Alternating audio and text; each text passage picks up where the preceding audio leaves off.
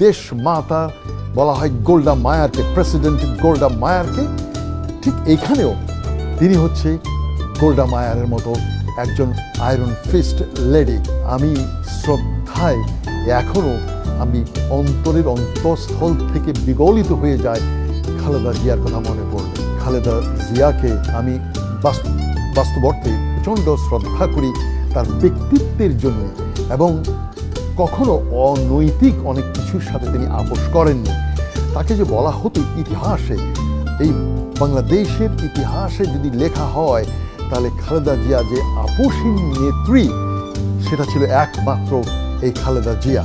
আমি খালেদা জিয়া সম্পর্কে আমার হয়তো অনেক কিছু অজানা ছিল। আপনাদের অনেকের মনে আছে কিনা 1999-তে এই বাংলাদেশের একজন প্রাক্তন প্রধানমন্ত্রী কাজী জাফর আহমেদ, তিনি কিন্তু অস্ট্রেলিয়াতে চলে গিয়েছিলেন, রাজনৈতিক আশ্রয় চেয়েছিলেন।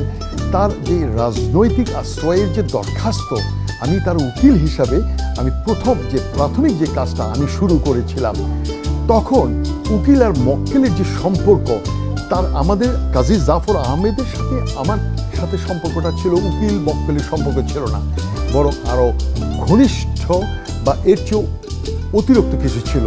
তখন আমি কাজী জাফর আহমেদের কাছ থেকে খালেদা জিয়া সম্পর্কে অনেক পজিটিভ অনেক কিছু শুনেছি। তখন যেন আমার শ্রদ্ধাটা আরও বেড়ে গিয়েছিল যে এই নারী, এই ধরনের নারী, আমি বলবো তিনি এই দেশের গোল্ডা মায়ার। ইসরায়েলি যেমন ওদেরকে বলা হয় দেশ মাতা, বলা হয় গোল্ডা মায়ারকে, প্রেসিডেন্ট গোল্ডা মায়ারকে। ঠিক এইখানেও তিনি হচ্ছে গোল্ডা মায়ারের মতো একজন আয়রন ফিস্ট লেডি, আপোষহীন নেত্রী।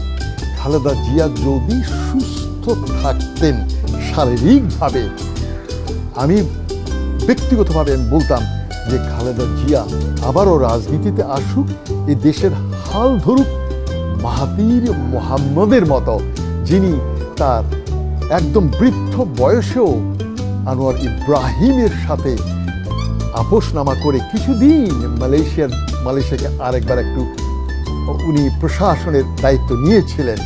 ঠিক সেইভাবে আমিও খালেদা জিয়াকে বলতাম যে এই দেশের কিছু দায়িত্বভার কিছুদিনের জন্য তিনি নিয়ে কিছু ময়লা আবর্জনা সাফ করে তিনি সরে গিয়ে পরে অন্য কোনো প্রজন্মের পরবর্তী প্রজন্মের ভালো কারো কাছে দায়িত্বটা অর্পণ করতে পারতেন। হাউএভার, আমি মনে করি তিনি শারীরিক এবং মানসিকভাবে সম্ভবত এখন স্ট্যাবল না, খুবই ফ্রেজাইল অবস্থা আছেন। সেই জন্য ওনাকে আবার রাজনীতিতে ফেরত বা ক্ষমতায় ওনাকে আনা, এই বিষয়টা হবে ইউটোপিয়া, স্বপ্ন বিলাস। এটা না করাটাই ভালো। এখানে আবেগ কাজ করবে কিন্তু বিবেক নয়। আমি বলবো বিবেক দিয়ে চিন্তা করুন তিনি কি পারবে কিনা।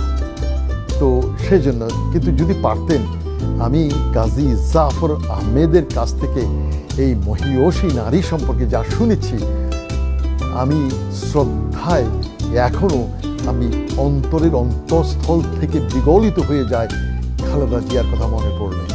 বাট আনফর্চুনেটলি তার সেই বিএনপি এখন সে পর্যায়ে আছে কিনা।